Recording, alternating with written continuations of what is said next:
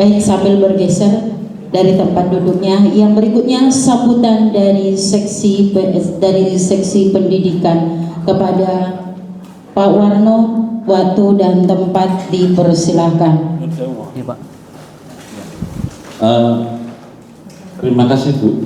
Pak, maju ke depan Pak, saya takut nih kalau mendengar Bapak nih ya. Nah ini yang kami hormati Romo Paroki, Romo Petrus, Suster, Ibu Bapak, selamat siang, berkah dalam. Ya, Siang berkah dalam. saya minta teman saya ini Pak Tupan. Nah, nanti Pak Tupan itu ketua panitia Bapak Ibu. Tadi saya lihat rondonya mepet ya bareng wae Pak gitu karena kan waktunya memang sedikit. Romo Petrus itu waktu ngobrol dengan kami, ini latar belakangnya dulu, itu rindu Bapak Ibu untuk guru dan dosen itu ketemu. Nah pesan beliau, Pak sekali-kali guru dan dosen dikumpulin di Barnabas ini. Nah kami mencoba untuk Hardiknas waktu itu sebenarnya kita pada hari itu, cuman karena banyak kegiatan sehingga mundur sampai bulan Agustus. Jadi mohon izin dan mohon maaf kalau keterlambatan. Nah pertemuan ini sebenarnya kita tadi bukan seminar, sebenarnya rekoleksi Bapak Ibu. Tema kita adalah berakar, bertumbuh dan berbuah. Itu tema kita. Nah narasumbernya ya kita cari ahlinya lah, Romo Paroki kita colek Romo Petrus, akhirnya kita ngobrol dan akhirnya bisa. Kemudian panitianya ya colek dari Persing. Nah, kebetulan ketemulah sama Pak Tupan. Nah, Pak Tupan tolong bantu saya untuk rekoleksi guru. Nah, akhirnya kita ketemu, itu sejarahnya. Nanti Bapak sambutan 1-2 menit ya Pak ya. Ya kita jadi guru, dosen atau praktisi pemerhati ya udah seringlah Bapak Ibu ya. Guru itu kan gelap perlu terang, jadi membawa dunia anak dari gelap menuju terang, itu hikmat kita. Nanti bagaimana kita berakar, bertumbuh dan berbuah, nanti Romo Petrus yang akan memberi hikmat ke kita. Yang penting kita selesaikan diri kita dulu. Kalau guru itu dirinya harus selesai ya, kalau semua kompetensi guru itu ada di kita ya Bapak Ibu semua ya selesai, tinggal bagaimana implementasinya. Saya kira itu. Terima kasih kepada Suster, Bapak Ibu, Romo yang berkenan hadir di tempat ini. Bapak Ibu semua terima kasih. Nah, ini sambutan 1 menit ya Pak ya. Terima kasih ya Pak Warno. Saya sebetulnya waktu ditunjuk itu grogi karena saya orang baru di Persing, tapi ya sudah pokoknya jalan gitu. Pak Warno menyemangati, pokoknya jalan gitu. Nah, kesempatan ini saya sampaikan tidak lain tidak bukan terima kasih sudah berkenan Suster, Bapak Ibu menanggapi ajakan Romo Pastor Kepala Sinembuyung didukung oleh tim Persing untuk mengadakan acara siang hari ini. Dan kita tidak bisa maju waktunya, tidak bisa mundur karena sebelumnya tadi sampai jam 1 semua ruangan dipakai oleh anak-anak yang bersekolah di sekolah negeri dan swasta non Katolik. Nanti setelah ini juga akan dipakai lagi. Jadi kita waktunya memang kok tanggung banget, nggak bisa maju, nggak bisa mundur. Sekali lagi terima kasih. Sekaligus saya akan ambil satu acara di situ yang tertulis ice breaking, tapi karena yang bertugas sedang di rumah sakit, saya ambil. Intinya ada sedikit nama jari.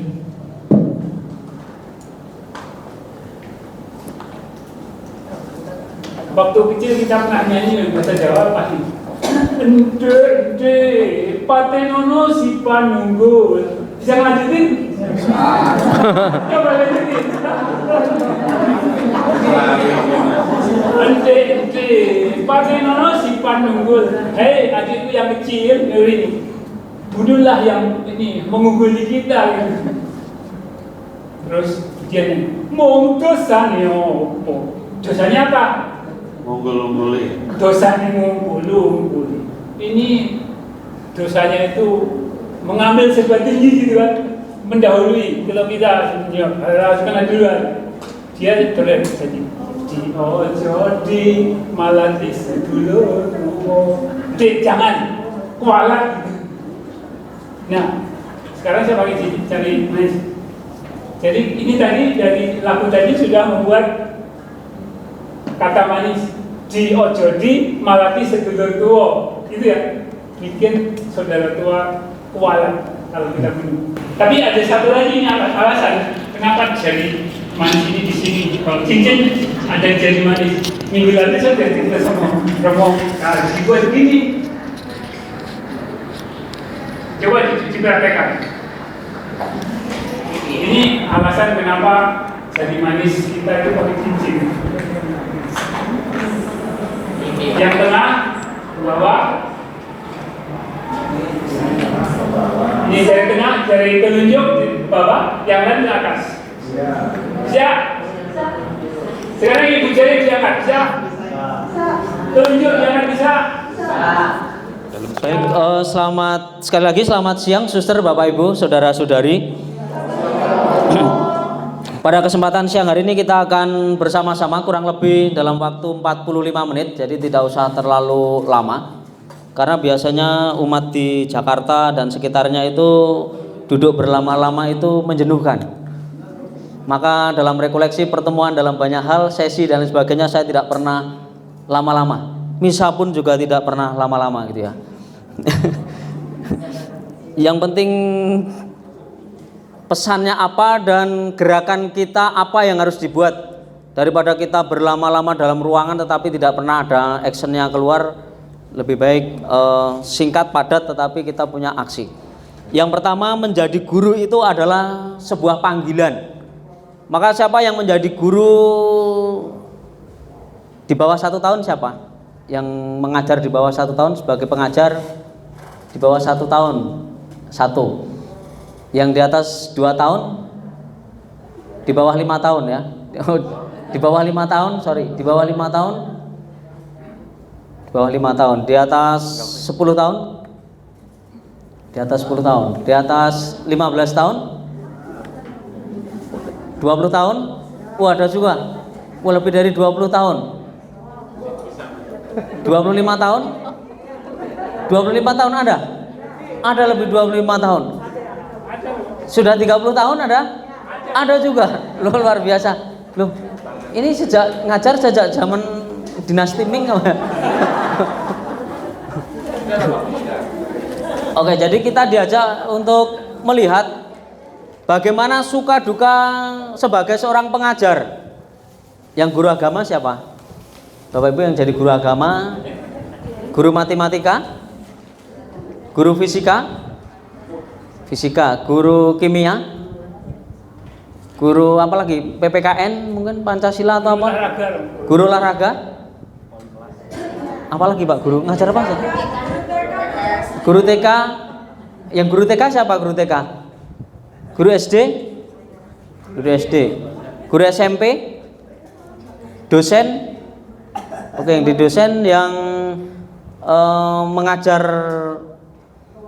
di luar biasa, para suster. Oke, yang lainnya praktisi dan pokoknya yang berkecimpung dalam dunia pendidikan. Suka dukanya jadi guru itu. Jadi guru, dosen, pengajar.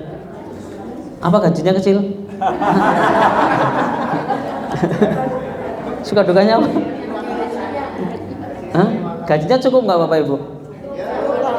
Cukup. Apa Pak? Tanggal 3 udah koma. Cukup sampai tanggal 3 maksudnya. Tanggal 3. Oke, baik. Kami tuh belum lama ini ngobrol-ngobrol dengan teman-teman. Sekarang ini kan tahun kesejahteraan ya. Iya, memang tahun kesejahteraan. Pernah nggak sih kita berpikir, kita itu pernah nggak sih melihat guru-guru di paroki kita itu gajinya berapa, bilang gitu kan? Apakah kesejahteraan itu mengawang-awang jauh atau dengan orang-orang yang ada di sekitar kita? Padahal guru itu kan para pendidik. Itu menurut saya justru para pendidik ini yang harus dikuatkan terlebih dahulu. Karena kalau pendidik ini tidak dikuatkan terlebih dahulu, akan apa yang akan terjadi dengan situasi kehidupan yang akan datang. Maka pendidik itu menurut saya harus diprioritaskan. Sebagaimana pentingnya dalam gereja Katolik, saya selalu mengatakan sumber daya manusia di paroki ini akan terpenuhi kalau tenaga-tenaga pendidik di paroki ini juga dibekali dengan baik. Jadi kalau orang disuruh silakan kamu sekarang menyangkul, tetapi hanya disuruh tanpa diberi cangkul, tanpa diberi teknik untuk menyangkul dengan baik, tanpa diberi lahan, tanpa diberi kalau nyangkul nanam kapan musim dan lain sebagainya tidak dibekali itu, maka apa menyangkulnya? Menyangkulnya yang asal kecangkul tapi tidak tahu menyangkul dengan baik dan benar. Maka perlunya pembekalan terus-menerus terutama untuk para pendidik, supaya kita semua para pendidik itu sungguh-sungguh bisa mendidik anak-anak dengan baik. Maka kita sebagai guru itu adalah panggilan. Menjadi guru adalah panggilan. Perasaan apa yang dominan dalam diri Anda selama menjadi guru? Perasaan apa Bapak Ibu yang dominan selama menjadi guru? Leadership apalagi? Perasaan-perasaan. Yang menggembirakan apa Bapak Ibu?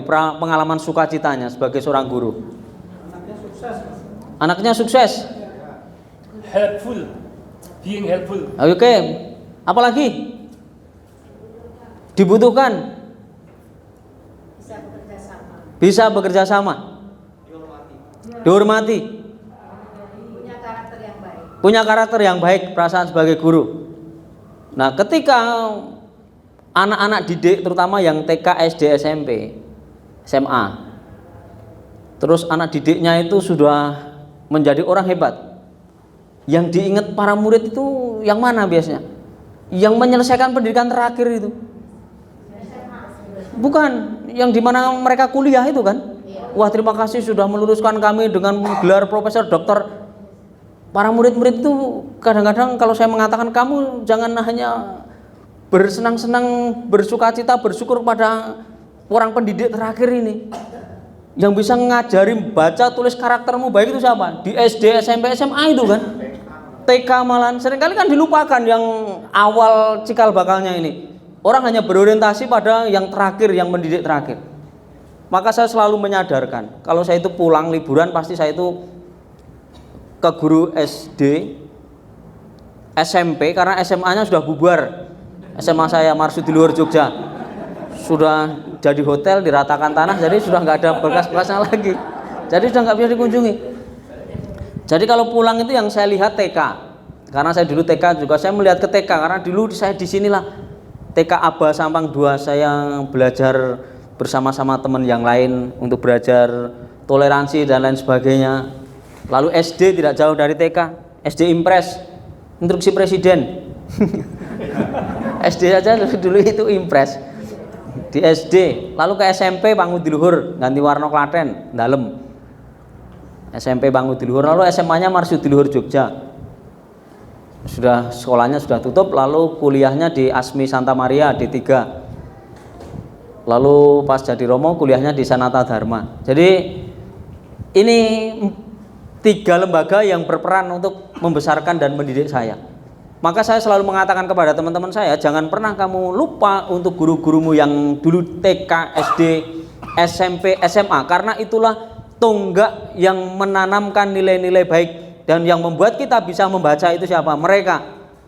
Coba kalau dulu kita nggak diajari, coba kita renungkan guru-guru kita dulu di TK, SD, bagaimana mereka dengan telaten ngajari satu persatu, kita megang pensil, ada yang megangnya gini, ada yang megangnya gini, nggak karu-karuan kan dulu kalau kita di TK, SD diajari nulis itu.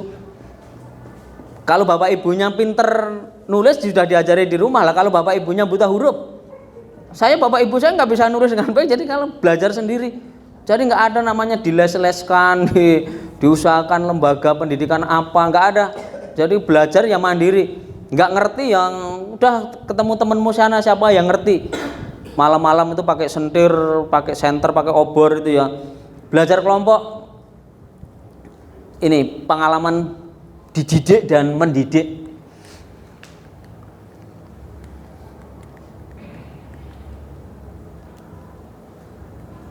Nah, apa motivasi atau hal yang mendorong Anda menjadi guru? Siapa Bapak Ibu? Kenapa kok Bapak Ibu dulu mau menjadi guru? Atau ada pasrah romo karena memang dulu saya juga nggak ngerti, tiba-tiba jadi guru?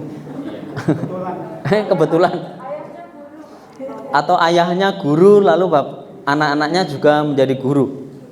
Ada yang merasa sebenarnya ini awalnya bukan profesi saya ini, awalnya bukan harapan saya. Ada ya yang awalnya bukan harapannya tapi terus sekarang sudah mencintai panggilannya. Nah, ada yang sesuatu yang misteri, yang sesuatu yang tidak diharapkan tetapi dalam perjalanan waktu akhirnya menemukan, dimotivasikan murninya. Maka semoga siang hari ini pertemuan ini semakin meneguhkan kita sebagai guru bahwa menjadi guru itu juga panggilan. Bayangkan ada begitu banyak orang hebat di negeri ini. Itu karena peran serta siapa? Karena peran serta Bapak Ibu semuanya. Bapak Ibu sudah meluluskan berapa ribu orang dari sekolah. Dan berapa ribu orang mereka yang sudah sukses. Berapa ribu orang mereka yang akhirnya punya masa depan yang baik. Ini berkat siapa? Berkat Bapak Ibu. Orang hebat bisa melahirkan beberapa karya bermutu. Tapi guru bermutu bisa melahirkan ribuan orang hebat. Ini. Jadi guru yang bermutu itu bisa melahirkan ribuan orang hebat. Jadi Bapak Ibu itu sudah melahirkan orang-orang hebat. Misalnya dari paroki ini saja yang sudah sekolah di sekolahan Katolik, berapa orang yang mereka jadi romo, berapa orang yang mereka jadi pengusaha, berapa orang yang mereka menjadi orang-orang hebat. Nah, persoalannya adalah bagaimana dengan orang-orang hebat itu? Apakah kita masih ada relasi dengan mereka bersama dengan alumni atau setelah lulus kita selesai? Maka sekarang Bapak Ibu yang berada di sekolah-sekolah, baik sekolah Katolik maupun yang berada di sekolah non-Katolik, peran alumni itu begitu penting. Maka menjaring alumni harus ada pengurus khusus yang ngurusi alumni. Mengapa alumni De Brito itu begitu kuat? Alumni Pangudiluhur begitu kuat. Alumni Canisius begitu kuat. Alumni mana yang sekolahnya khusus perempuan? Di Ursula Tarakanita. Alumni Ursula begitu hebat. Sampai para alumni itu berkumpul untuk memikirkan orang tuanya. Sehingga membuat rumah panti jompo yang di Cinere itu kan para alumni Ursula. Jadi mereka, bagaimana kita ini? Kita kerja di luar negeri, kita kerja di tempat lain, tetapi bagaimana nasib dengan orang tua kita nanti nggak ada yang menjaga. Maka mereka berembuk, kalau gitu kita membuat panti. Semoga saya tidak salah menyebut sekolahnya. Yang di Cinere ini panti apa ya? Yang AWCC ini loh. Bener ya? Ursulin itu kan para ya. Di situ. Jadi mereka akhirnya sampai membuat karya yang sungguh besar. Maka Bapak Ibu, kalau alumni di sekolah Bapak Ibu itu belum kuat, coba mulai sekarang untuk dipikirkan alumni. Kalau alumninya itu kuat, Bapak Ibu bisa menjaring 10.000 orang saja. Alumni 10.000 orang. Dan ketika sekolah mau mengembangkan sesuatu, minta tolong kepada alumni yang 10.000 ini. Satu orang 50.000 saja. Tolong kami diberi bantuan, satu orang 50.000 aja. 50.000 kali 10.000 berapa? Sudah ratusan juta Bapak Ibu. Bisa untuk mengembangkan karya yang lain dari 50.000. Karena jumlahnya apa? Jumlahnya banyak. Pasti dari sekolah Bapak Ibu, kampus pasti sudah meluluskan ribuan orang kan? Kami itu ada sekolah di Jakarta Timur Antonius yang dikelola SCY, lalu ya Sudarso Metro, lalu di Palembang itu kampus Musikaritas. Itu aja kami tanya, alumninya ini juga nggak ada ikatan seperti sekolah-sekolah terutama Kanisius itu sampai angkatan tahun berapa itu mereka alumninya sangat kuat. Sementara kadang-kadang kita nggak terpikirkan sampai sana begitu pentingnya alumni itu. Nah, guru sebagai panggilan hidup. Dua unsur sebagai panggilan. Ciri-ciri panggilan.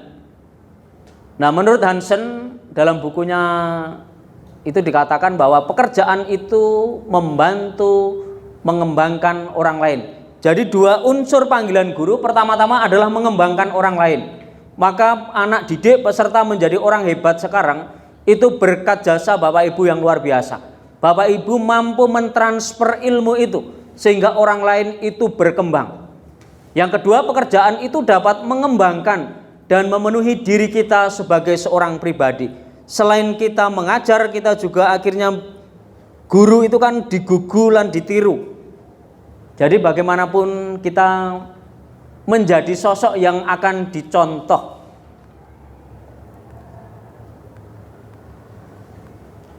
Apa yang kita buat menjadikan orang lain atau siswa dan orang-orang sekitarnya berkembang, bukan sebaliknya.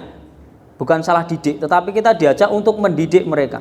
Karena generasi muda kita sekarang ini mau tidak mau tergantung bagaimana sistem pendidikan di negara kita. Sistem pendidikan. Bapak Ibu melihat TV, sering melihat TV sekarang ini? TV itu apa? Tontonan itu harusnya tontonan itu tuntunan. Coba sekarang tuntunan apa yang dapat kita petik? Dari yang disajikan ada. Pagi-pagi televisi sudah menyajikan gosip. Isinya hanya ngerasani orang, hanya ingin tahu masalah persoalan orang. Di situ juga disajikan film-film yang berbau kekerasan, perselingkuhan, ketidaksetiaan dan lain sebagainya. Jadi mau dibawa kemana generasi muda kita ini? Kalau setiap hari hanya ditontonkan pada hal-hal yang tidak bermutu seperti itu. Apa yang masih bagus? Apa Pak? Kick Andy. Nah itu, masih ada yang bagus, tetapi kalau kita lihat yang diminati ratingnya tinggi itu apa? Justru menurut saya hal-hal yang tidak mendidik. Memang ada televisi yang sungguh-sungguh mendidik, mengembangkan. Tetapi berapa persen orang yang mau melihat hal-hal yang seperti itu? Kadang-kadang justru yang nggak menarik itu yang dicari dan ditonton orang dengan sensasi-sensasi, berita-berita sensasi yang sebenarnya tidak mengembangkan. Maka sekarang bagaimana kita sebagai pendidik itu untuk sungguh-sungguh mengarahkan peserta didik menjadi orang yang berkembang dalam banyak hal. Maka kita juga diajak untuk menyelamatkan generasi muda melalui dunia pendidikan kita. Ada unsur pelayanan dan juga unsur sosial. Arah atau tujuannya bukan pertama-tama mencari uang, tetapi bagaimana anak didik menjadi berkembang. Guru yang kaya bukanlah karena uangnya banyak, tetapi karena berhasil menghantar anak didiknya berkembang, lebih cerdas, berkepribadian dan menjadi manusia yang lebih utuh. Pekerjaan itu juga dapat mengembangkan dan memenuhi diri kita sebagai seorang pribadi. Dengan menjalankan tugas sebagai guru yang baik dan benar, guru akan semakin merasa hidupnya bermakna, menemukan identitas dirinya, merasakan kepuasan batin yang mendalam.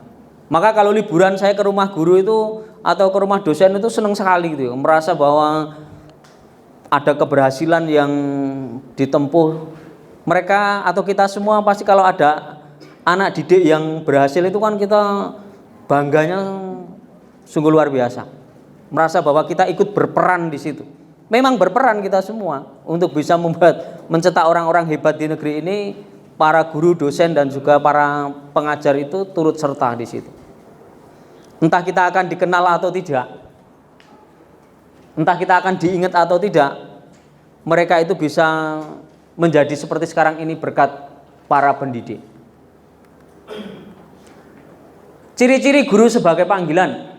Pekerjaan itu dijalani dalam waktu yang lama, bukan hanya dalam waktu yang singkat. Setelah mengalami suka dukanya sebagai seorang guru, orang akan dapat lebih mengerti sungguh-sungguh apakah menjadi guru merupakan panggilan hidupnya atau bukan.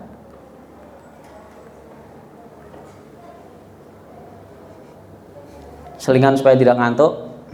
Bila kau suka hati tepuk tangan. Bila kau suka hati tepuk tangan. Bila kau suka hati dan memang begitu. Bila kau suka hati tepuk tangan. Bila kau ada cinta tepuk paha. Pahanya sendiri-sendiri. Bila kau ada cinta tepuk paha. Bila kau ada cinta dan memang begitu. Bila kau ada cinta tepuk paha. Bila kau ada damai tepuk teman. Pelan-pelan saja. Bila kau ada damai tepuk teman. Bila kau ada damai dan memang begitu. Bila kau ada damai tepuk teman. Bila kau ada kasih bilang amin. Amin. Bila kau ada kasih bilang amin. Amin. Bila kau ada kasih dan memang begitu. Bila kau ada kasih bilang amin. Amin. Bila kau anak Tuhan semuanya. Amin. Kalau semuanya berarti tepuk tangan, tepuk paha, tepuk temannya, bilang amin. Bila kau anak Tuhan semuanya. Amin. Bila kau anak Tuhan semuanya. Amin. Bila kau anak Tuhan dan memang begitu. Bila kau anak Tuhan semuanya. Baik, terima kasih. Saya terasa mengajar sekolah minggu pada siang hari ini ya.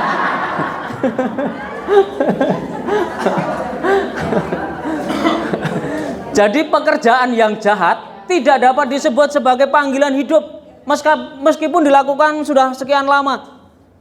Misalnya pencopet itu tidak bisa disebut sebagai panggilan hidup. Iya, nggak bisa disebut panggilan hidup. Misalnya Romo, saya sudah sekian lama nyopet, Romo sudah hampir 25 tahun sebagai pencopet profesi saya, dan saya nggak pernah ketangkap sekalipun, Romo. Itu bukan panggilan hidup. Kalau panggilan hidup itu pekerjaan yang mengembangkan orang lain. Ini kan merugikan orang lain. Ada yang pernah kecopetan ya? Oh, ada. Panggilan hidup bukanlah merupakan devosi pribadi yang dirasakan dalam batin saja, tetapi harus nampak dalam segala tingkah laku konkret. Seorang guru atau dosen yang menjadi lebih aktif, kreatif, inovatif, semakin terlibat dalam proses pengembangan. Maka ini penting bagi kita, terutama untuk mendidik generasi muda sekarang ini. Proses mengajar dan mengajarnya itu berbeda dengan ketika kita dulu menjadi murid. Hah? Ya kan, berbeda. Dulu dengar sepatu guru ceprak-ceprak itu murid sudah diem. Sekarang ini malah kadang-kadang ngece gitu kan. Karena saya pernah juga jadi murid gitu ya. Jadi bagaimana mengalami kesulitan dan tantangan untuk situasi saat ini. Maka sekarang bagaimana kita para guru, mungkin baik sekali waktu duduk bersama mengadakan pelatihan simulasi bersama. Silakan nanti mengundang tokoh atau siapalah yang ahli dalam bidang motivasi, penggerak dan lain sebagainya, sehingga menjadi guru-guru yang kreatif, sehingga menjadi guru yang diminati oleh semua orang. Para murid itu biasanya takut dengan guru apa? Matematika, kimia, fisika. Bapak Ibu dulu juga takut ya dengan takut. Ada yang takut, mungkin ada yang enggak. Kenapa kita itu takut sebenarnya? Karena kita takut karena kita itu enggak dong. Ya kan? Coba kalau kita dong, enggak akan menakutkan guru-guru itu. Karena agama, IPS dan lain-lain sebagainya itu dianggap itu sepele aja. Kita kadang-kadang sering meremehkan yang ngajar gitu kan. Padahal kita takut itu karena kita enggak dong. Coba kalau dong gitu kan, gurunya mau siapa saja juga enggak akan ngaruh, Pak. Toh kita juga sudah semua paham. Maka kita diajak untuk menjadi pendidik yang aktif, kreatif, inovatif dan terlibat. Maka kami mengharapkan nanti tim atau seksi pendidikan untuk mengundang siapa untuk bersama-sama mengupdate ilmu, bagaimana cara mengajar yang menarik, untuk generasi muda saat ini. Karena anggur yang baru harus diletakkan ke dalam kantong yang baru. Artinya kita berhadapan dengan generasi muda saat ini, dan juga kita harus mewadahi mereka dengan sarana-sarana yang baru. Maka mengajar sekarang model menggunakan media dan berbagai macam cara. Kadang-kadang kalau kita tidak bisa mengikuti, kita keteteran. Saya menjadi guru selama kurang lebih 1 tahun, hanya di hari Sabtu saja saya sudah stres kalau di hari Jumat. Para frater itu sudah dibekali untuk mengajar ketika tingkat 2 setiap hari Sabtu. Setiap hari Sabtu saya ngajar di Steliadus di Badran. Kalau sudah hari Jumat itu rasanya lemes banget gitu ya. Mau ke sekolah itu rasanya anak-anaknya ribut setengah mati, itu nggak bisa dikendalikan, itu bingung ya. Kadang-kadang kalau karena bingung, kami frater 3 orang itu kami kesulitan, oh ribut banget ya. Apa mungkin karena kita itu tamu ya, jadi mereka itu ngeyel gitu. Wah, akhirnya kami jadikan 1 kelas, 1 ngajar, yang 1 frater ngawasi di depan, 1 ngawasi di belakang. Nah baru diem dia. Toh kita pengajarannya sama. Sekarang 1 ngajar di depan, yang 2 ngawasi di belakang. Nah kalau gitu baru diem. Maka di hari Sabtu itu kadang-kadang melemaskan bagi kami waktu itu. Saya nggak menyangka Bapak Ibu yang sungguh terpanggil sekian tahun harus menghadapi murid dengan berbagai macam karakter itu. Tapi luar biasa, tepuk tangan untuk Bapak Ibu semuanya yang setia menjadi guru sampai saat ini. Nah, pembelajaran bersama siswa dan belajar dari orang lain ini maka penting. Nanti silahkan untuk sesi pendidikan paroki untuk mencari-cari jalan lain untuk dari orang lain, dan memang sungguh menghayati panggilan hidupnya sebagai guru. Panggilan biasanya muncul dari pengaruh sosial dan bukan psikologis belaka. Seseorang ingin menjadi guru karena tertarik pada gurunya yang baik, itu ada. Penuh dedikasi dan dekat dengannya. Atau karena orang tuanya, saudaranya menjadi guru, bukan karena mendengar ada guru yang baik.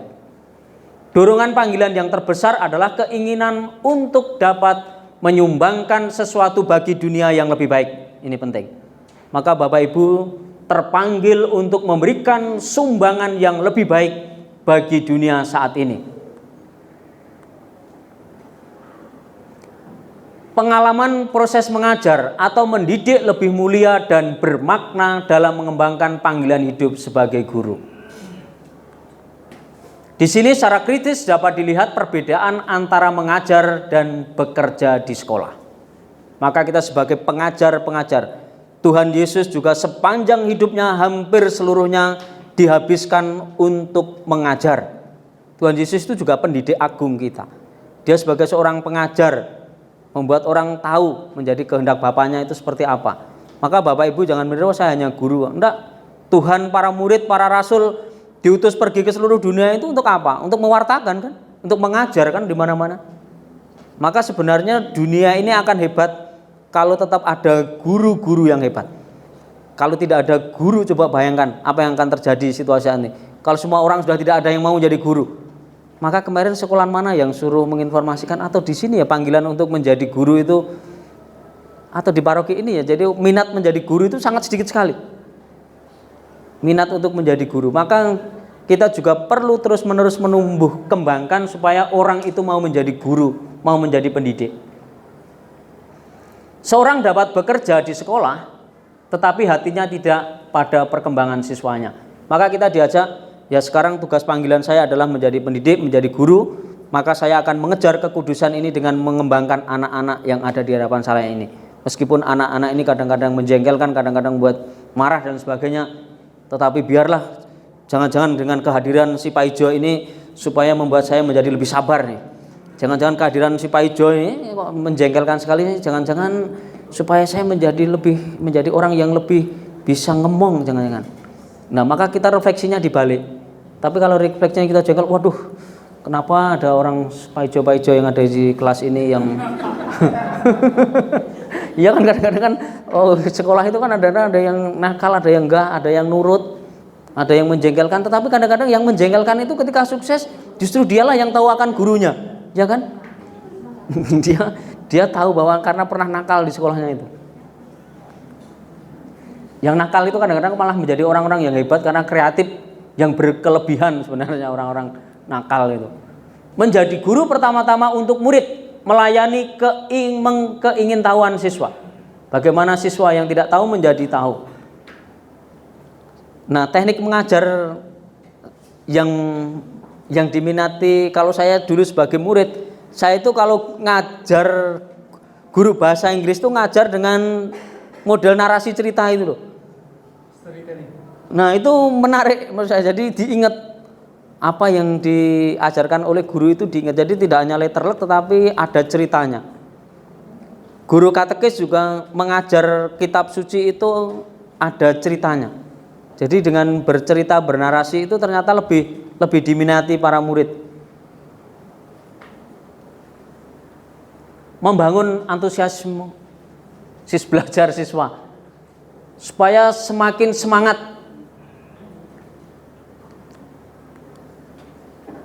Bukan menjadi guru untuk aparat pemerintahan karena aturan-aturan atau kepentingan dagang sekolah. Menjelang berakhirnya Perang Dunia Kedua, waktu itu kota Hiroshima dan Nagasaki luluh lantak dihantam bom atom pasukan sekutu.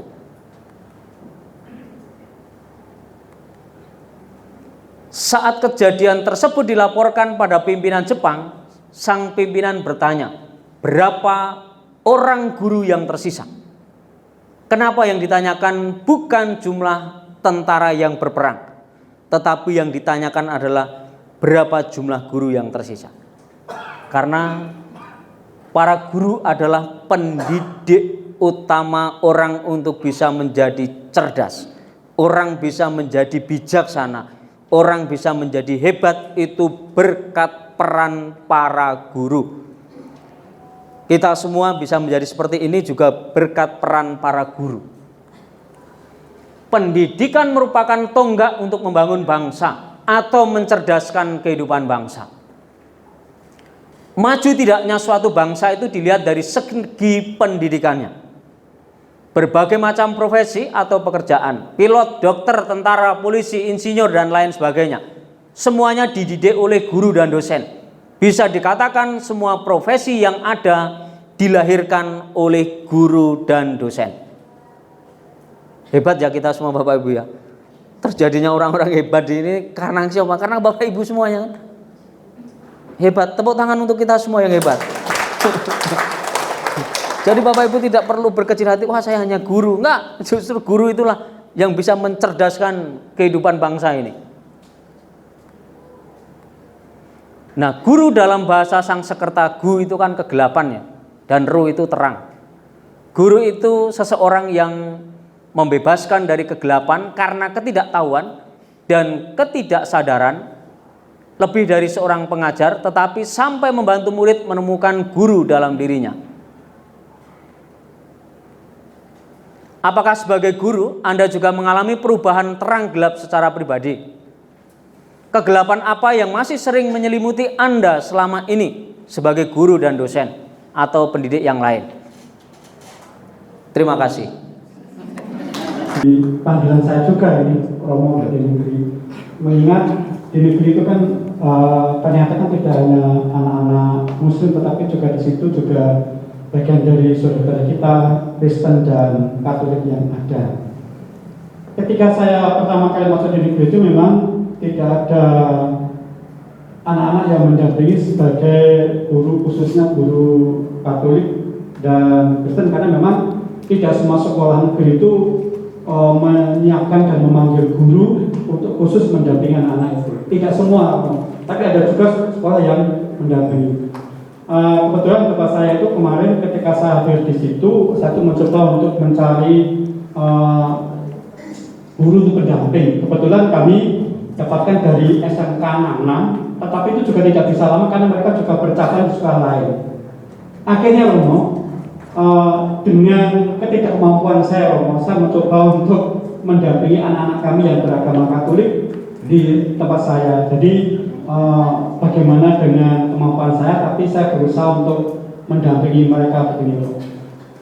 Kami juga untuk minta untuk bagian dari paroki sebenarnya, apakah yang bisa disumbangkan untuk anak-anak di tempat sekolah-sekolah negeri yang beragama Katolik ini, karena sampai saat ini kami belum juga pernah mendapatkan baik dari gereja yang terdekat Stefanus maupun dari tempat lain. Jadi seolah belum ada perhatian karena memang keterbatasan dan kejumlahan kita banyak itu yang memang saya maklumi. Ya. Kami juga pernah ikut persing di Keuskupan Agung. Kami juga pernah waktu itu mengajukan katanya ada kunjungan juga dari para pater, tapi mungkin karena jumlah pater dan kesibukannya sampai sekarang juga belum ada. Sehingga kami berharap memang tidak nanti semua guru itu ada Katolik Romo yang di negeri itu. Jadi ketika kami pensiun, kami juga kekhawatiran juga kepada anak-anak kami yang sekolah di situ dan tidak ada pendampingan di situ. Jadi kami mohon juga dari pihak gereja bagaimana untuk proses pendampingan seperti ini. Terima kasih kita Ya. Baik, ngajar di sekolah mana tadi Pak? SMK Negeri 41. Di Pondok Labu itu. Di Pondok Labu. Baik, di Pondok Labu. Kalau yang di lingkup teritorial Santo Barnabas semua kayaknya yang di negeri sudah terlayani Pak ya. Ikut persing ya. Yang sudah mendata masuk dalam link itu, ya kami coba untuk layani yang terbaik. Baik, jadi untuk beberapa sekolahan yang negeri di sini sudah dari paroki memberikan perhatian untuk mengirim tenaga-tenaga pengajar ya ke sekolahan atau anak-anaknya dibawa ke gereja. Seperti hari ini tadi anak persing banyak sekali mereka belajar agama Katolik di tempat ini. Nah, kemarin memang ada masukan juga dari orang tua, ada sekolah negeri yang belum ada guru agama, jadi mereka diajar secara Kristen. Maka waktu itu kami minta Pak Suradi dan juga nanti dengan Pak Markus sebagai pembimbas Katolik untuk mendatangi ke sekolah itu supaya anak-anak Katolik ya dididik secara Katolik. Kalau seandainya tidak dididik secara Katolik ya supaya mereka diambil waktu khusus untuk kami didik dan hasil pengajarannya itu juga diakui di sekolah itu. Karena kemarin ketika diambil ternyata tidak diakui di sekolah itu. Jadi kan akhirnya mendua nilainya. Maka terima kasih untuk masukannya. Nanti bagi Bapak Ibu yang mengajar yang mengalami kesulitan-kesulitan di sekolahnya nanti silakan menghubungi Pak Suradi dan nanti kami akan bersama-sama untuk menindaklanjuti bersama dengan pembimbas Katolik itu. Mungkin satu lagi biar dari pertanyaan Pak Tri yang di Jakarta tadi bagaimana Cilandak kan berapa ya? Iya. Lain dekanat dan juga lain paroki. Kalau untuk yang daerah Cilandak itu berarti di bawah reksa Gereja Santo Stefanus. Coba nanti menghubungi Romo Paroki di sana dengan situasi umat yang sekolah di sekolahan Katolik, sekolah negeri tetapi belum mendapat pendidikan agama Katolik. Nanti kebijakan Romo Paroki di sana seperti apa dan juga dekanat seperti apa. Saya kira perlu disampaikan karena sekarang sudah beda paroki, begitu ya. Itu. Apa mau yang untuk berkaitan dengan Jakarta ya? Ya. Bapak Ibu, untuk berkaitan pelayanan yang ada di Kementerian Agama, untuk saat ini kita memang belum terlayani secara maksimal untuk Banten. Maka Pak Markus yang pada waktu itu kami juga sudah koordinasi dengan pembimbas Banten. Kebetulan di paroki kita ada pengawas, yaitu di Tuhan Pak Moko menjadi pengawas yang ada di Pamulang. Maka kami juga minta bantuan Pak Moko untuk koordinasi dengan pembimbas Banten. Hal ini untuk di Banten memang sangat berat karena teman-teman kita yang di sekolah negeri khususnya yang Protestan itu menggunakan trik pendeta. Jadi pelayanan itu dilakukan dengan cara ya gereja sebenarnya. Tetapi kita di Paroki Barnabas Pamulang sudah melakukan semaksimal mungkin. Kita sudah rekrut semua anak-anak itu untuk kita tampung di gereja.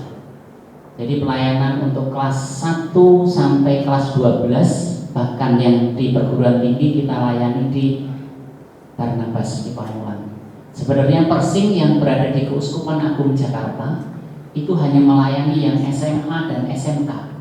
Hebatnya Pamulang dari SD.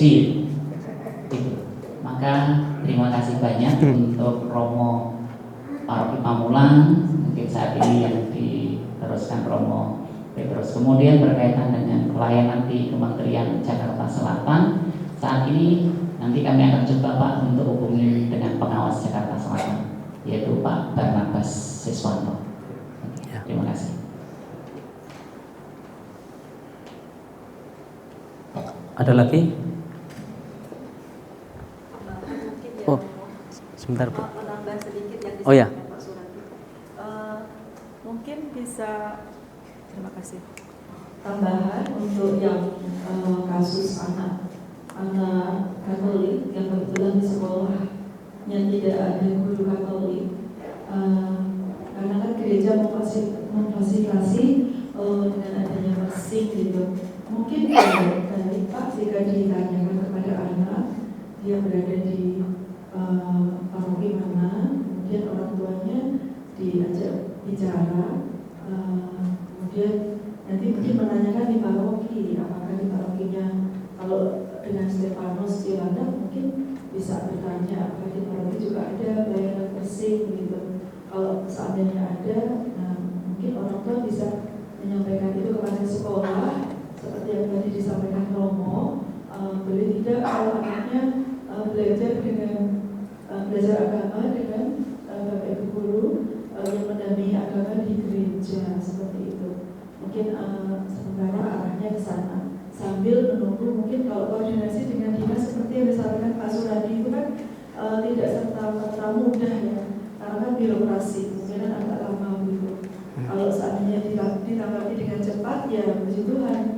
Tapi kalau enggak, mengingat bahwa anak kan terus belajar, waktu terus berjalan. Kalau menunggu birokrasinya sampai selesai kemungkinan tidak cepat teratasi gitu ya, tidak cepat terlayani. Maka paling mudah ya menghubungi orang tua, menanyakan kalau dia ada gitu.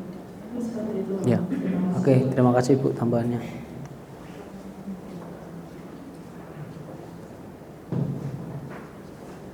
Selamat siang Romo. Ya Bu. Kebetulan saya bukan guru, saya hanya pendamping BIR.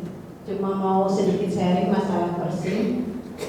Anak saya itu dari SD ikut Persing di sini, dari kelas 1 sampai kelas 6, kemudian SMP-nya di Bintang Kejora, SMA di 87 Jakarta, ikut Persing lagi di sini. Kebetulan yang anak kedua itu SMP, SD, SMP ikut Persing. Tetapi waktu SMK itu masuk di Letris. Kebetulan di Letris itu mereka gurunya bilang tidak menerima nilai dari Persing. Jadi anak saya disuruh ikut untuk pelajaran agama Protestan. Tapi anak saya itu tidak mau, dia nggak mau ikut pelajaran agama Protestan. Dan untuk ikut Persing mungkin dia merasa sedikit capek katanya, karena dari SD sampai SMP sudah ikut Persing. Jadi dia pengen hari Minggu itu istirahat. Dan di situ saya agak kesel sebenarnya, karena kalau tidak ikut Persing nilai agamanya tidak ada. Dan itu ternyata dialami waktu di kelas 11. Kelas 11 dia tidak ikut Persing dan nilai agama tidak ada sama sekali. Dan itu guru itu kebetulan guru BK. Jadi dia tanya saya, kenapa Bu bisa nggak ada nilai agama? Saya bilang anak ini merasa capek karena dia sudah sekolah dari Senin sampai Jumat, Sabtu masih ada ekskul, dan Minggu harus sekolah lagi. Nah itu yang dirasa dan dialami kemarin. Nah kebetulan kelas 12 saya bujuk adik harus ikut Persing, karena kalau enggak nanti kayak kelas 11. Jadi nilai agama cuma dikasih cuma sama guru wali kelasnya.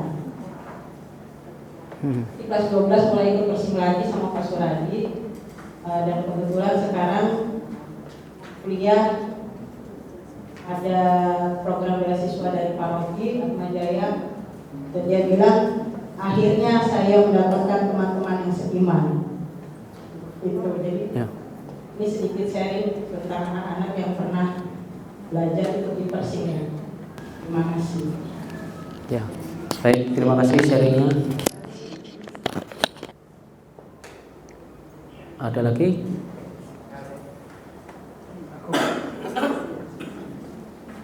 Selamat siang Romo dan Suster, Bapak Ibu semua. Selamat siang Pak. Dalam masa kini mungkin beda masa dulu. Saya memang terlahir dari keluarga Katolik, namun pendidikan agama saya peroleh dari Islamia, Kristiania. Nah, Katolik itu setelah ada di gereja katedral. Nah, untuk kali ini sebaiknya Bapak Ibu tidak perlu khawatir bagaimana pembinaan dalam lingkup keluarga. Kalau saya sendiri boleh dibilang walaupun kalau sekarang itu aktivis, bapak saya juga bukan aktivis, tapi ya dalam kehidupan gereja ya tidak berapa, namun ya puji Tuhan saya sampai sekarang tetap Katolik walaupun itu. Nah, untuk sekarang tantangan itu lebih sedikit kalau menurut saya. Nah, semoga ini menjadi pemikiran dan membuat rasa khawatir itu berkurang.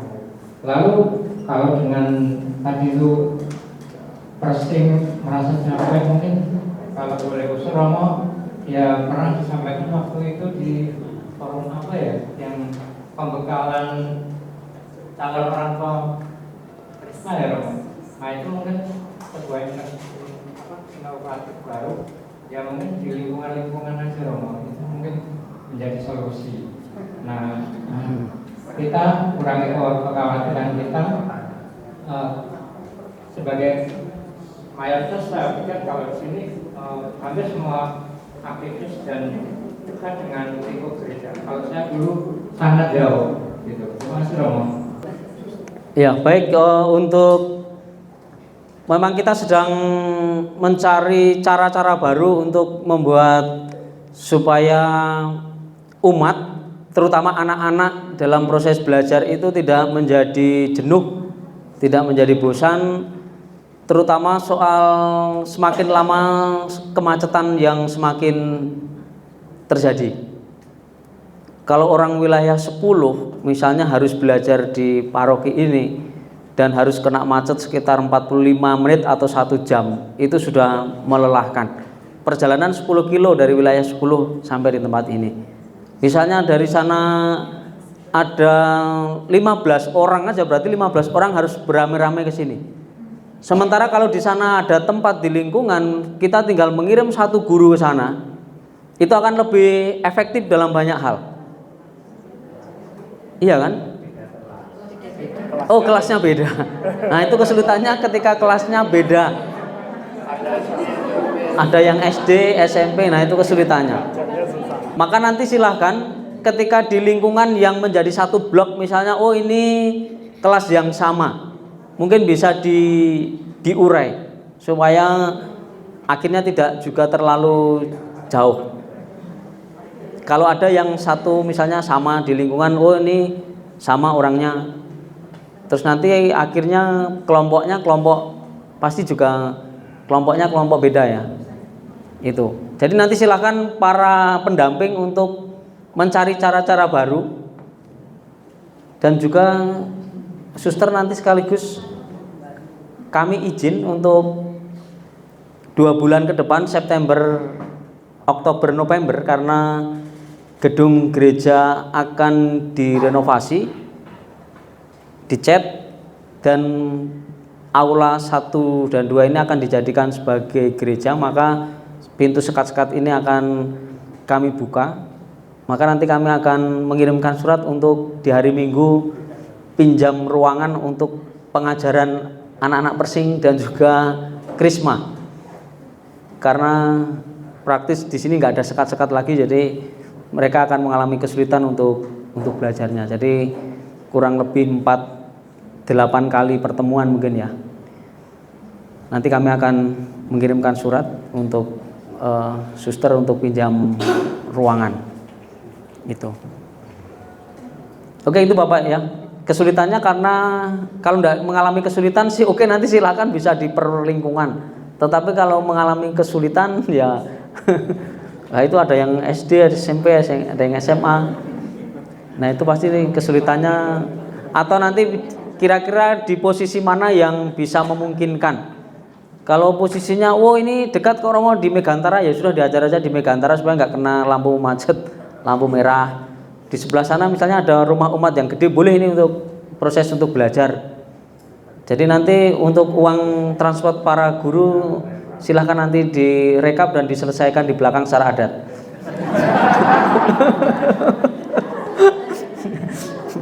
Begitu ya. Siapa lagi tadi?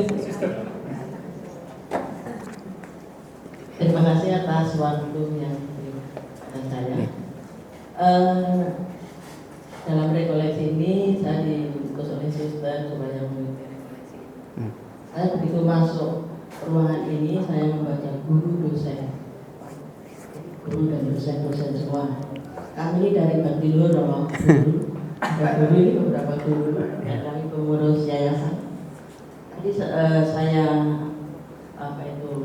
mendengar dari Romo mengatakan bahwa orang hebat bisa menemukan sesuatu yang bermutu.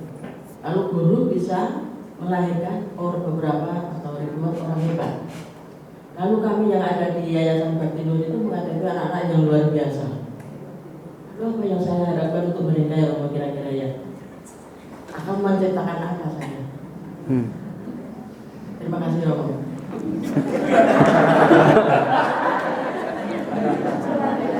Kalau gitu bisa refleksinya dibalik, Bu. Jadi mereka ini akhirnya bisa menciptakan orang-orang hebat yang akhirnya membuat kita menjadi lebih sabar, menjadi lebih bukan itu. Tetapi yang lebih dari itu, bagaimanapun juga para suster yang berkarya dan juga para karyawan yang mengajar di Bakti-Luhur. Kemarin misa awal tahun saya melihat semuanya para guru, pengajar dan juga anak-anak terlibat di situ. Saya kira kehebatannya ada perannya tersendiri. Bagaimana mengajar orang-orang yang berkebutuhan khusus dengan ngajar secara khusus pula. Dan akhirnya di antara mereka ada yang cepat, ada yang tidak, ada yang mengerti karena memang situasi dirinya yang demikian. Menurut saya bagaimanapun juga para guru di sana memiliki peran yang besar. Setidaknya mereka bisa menggunakan baju dengan baik, mereka bisa mandi dengan benar, mereka bisa ngerajang tempe dengan benar, goreng dengan benar, meskipun kadang-kadang jengkel lalu ditinggalkan, yang nanti yang ngerjakan mbaknya. Tapi nggak apa-apa, itulah bentuk penemuan pertama-tama yang luar biasa adalah bagaimana para suster dan para guru untuk menemukan, mereka akhirnya menemukan menjadi pribadi yang bermartabat itu. Jadi kalau untuk diajar menjadi orang yang sungguh luar biasa karena kemampuan. Tetapi bagaimana berkat kehadiran Bakti-Luhur itu akhirnya saudara-saudari kita yang berkebutuhan khusus ini martabatnya sebagai pribadi itu sungguh-sungguh diberi peran, sungguh-sungguh diberi perhatian. Maka dari antara mereka ya cara pengembangannya ada yang bentuk keterampilan. Seperti Yanto itu tunanetra tapi bisa main musik. Siapa yang menyanyi kayak Atin, dia juga tunanetra tetapi bisa apal semua lagu dengan baik. Ini kan bentuk ketelatinan dari para suster dan juga saudara-saudari yang mengajar di sana. Jadi bisa menghadirkan, bisa membuat orang yang tadinya tidak mengerti bisa menjadi mengerti, menjadi paham. Karena ini tonggak awal. Kalau sudah kuliah, mau di sekolah kuliah manapun tidak menjadi persoalan, tapi yang namanya peletakan dasar ini harus diletakkan dasar yang benar. Maka sekali lagi untuk pihak-pihak sekolah yang tadi belum memfasilitasi dan lain sebagainya, ya tanpa membebani murid, kami harapkan para pembimbing pengawas sungguh-sungguh bisa hadir. Kalau memang saatnya mereka belajar agama Kristen dan mereka tidak mau terbebani ke sekolah, ya dari pihak gereja yang mengajar di sana, kalau memang di sana disediakan tempat. Kalau disediakan tempat lumayan Pak ya, mungkin bisa yang lain belajar agama Muslim, yang lain belajar agama Kristen, yang Katolik belajar agama Katolik. Nah itu mungkin akan mengurangi beban karena gurunya yang ke sekolah, jadi hari Minggu tidak lagi ke gereja. Maka silakan mencari cara-cara baru yang kreatif. Terima kasih Romo untuk waktunya. Saya kira ini menjadi kesempatan baik sekali untuk kita berpikir, karena gereja itu ada di Pamulang dan kebetulan kami Mater Dei itu ada di Pamulang. Sementara Mater Dei itu adalah sekolah yang memang berciri Katolik. Sekolah Mater Dei ada itu karena juga kebutuhan gereja dulu. Maka mungkin menjadi pemikiran bagi kita, karena kalau anak-anak kita tidak diselamatkan sejak awal, siapa yang akan meneruskan gereja? Kami sebetulnya terbuka, karena sekolah Katolik Mater Dei ada untuk Pamulang. Jadi mungkin kami juga berpikir, kalau anak-anak semakin banyak di negeri, sementara pembinaan untuk Katolik tidak tertangani, siapa yang akan meneruskan gereja? Itu menjadi refleksi kita bersama. Mungkin ya kami ada memang dulu diminta oleh gereja untuk, karena sekolah Katolik adalah partner gereja. Maka menjadi refleksi bagi kita semua bahwa kita sudah mempunyai tempat sebetulnya. Kita tuh orang Katolik sudah ada gereja dan juga sekolah Katolik. Tempat sekolah Katolik itulah tempat untuk tumbuh kembangnya anak-anak kita itu. Maka mari kita, sekarang ini memang kami menjadi prihatin juga melihat SMP negeri yang muridnya membludak, sementara sekolah kita itu menurun. Ada yang sampai 45, ada yang sampai sekian. Sementara sekolah kita makin hari makin jumlah muridnya menurun. Kalau sekolah Mater Dei tidak diminati, kami juga mungkin misir yang ke tempat lain. Tidak diminati. Maka mari kita berpikir bersama.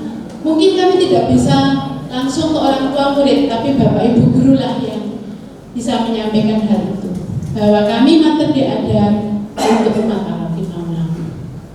Terima kasih.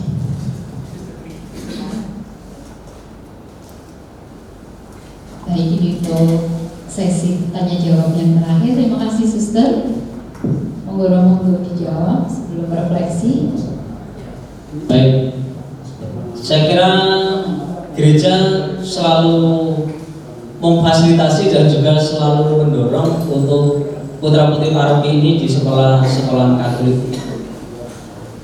Jadi jangan lagi mengatakan sekolah Katolik mahal. Ya, makanya sekarang kan kalau mahal, ya mahalnya di mana, yuk kita hitung-hitungan bersama. Maka beberapa orang tua Persing setelah pertemuan kemarin lalu mengatakan, apakah boleh Romo kami dalam pertengahan waktu ini pindah ke sekolah Katolik? Ya pindahnya mau di mana? Ke Mater Dei. Saya sudah tanya sama suster, boleh kalau mau pindah ke Mater Dei. Maka biayanya saya juga sudah ketemu dengan para suster supaya diajak hitung-hitungan bersama. Sekolah menurunkan berapa, orang tua sanggupnya berapa, dari gereja membantu berapa. Jadi akhirnya satu anak ini disupport oleh tiga pribadi atau 3 lembaga ini. Maka ini menjadi concern kami dan kami selalu mengupayakan uang dana ASAK sampai saat ini ada sekitar 190-an juta. Setiap bulan rata-rata sekarang mengeluarkan 30 sampai 40 juta untuk biaya pendidikan setiap bulannya.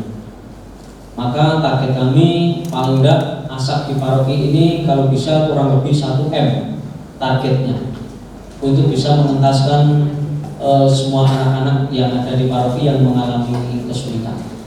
Maka kalau biasanya 2,5 biaya pendidikan naik, ya pemberian dari paroki juga dinaikkan sesuai dengan apa yang terjadi di lapangan. Jadi target kami setidaknya kalau mau berada di titik aman, biaya pendidikan ini kurang lebih 1 M.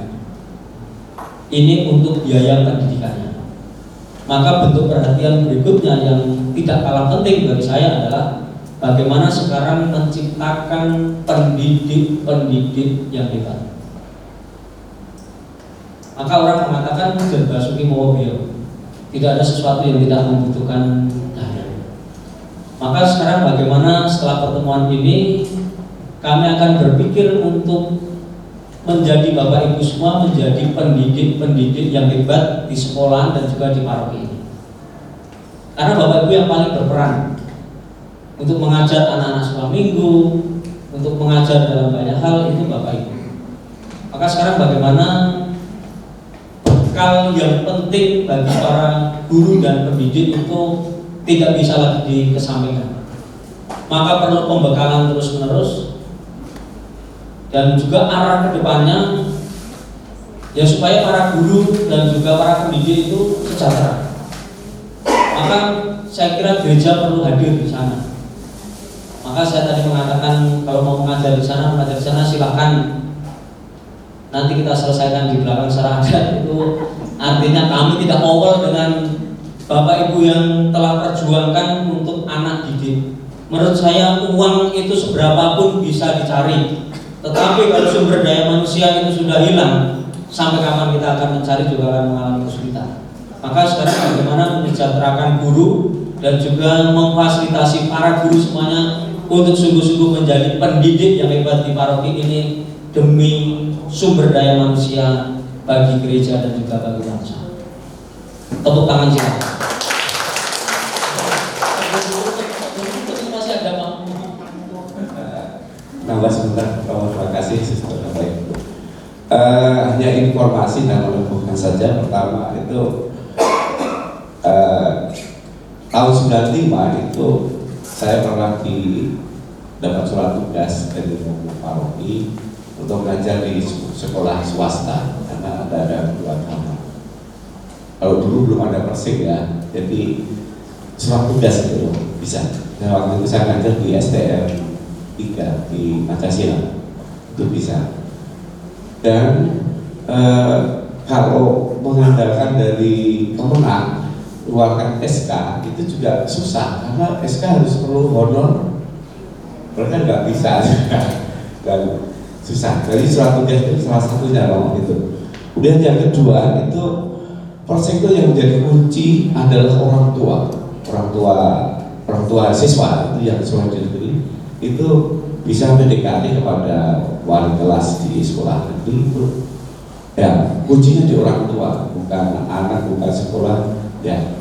Saya roh paroki dan Kemenang hanya bisa membantu saja, tapi kuncinya itu di orang tua untuk peragaan persing.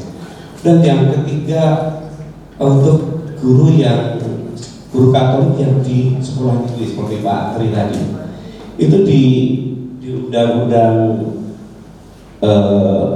pemerintah nomor 55 tahun 2007 tentang pendidikan itu keagamaan dan keagamaan yakni setiap peserta didik dan setiap satuan pendidikan di semua jalur jenjang dan jenis pendidikan berhak mendapat pendidikan sesuai agama yang jalurnya dan diajar oleh pendidik yang seagama.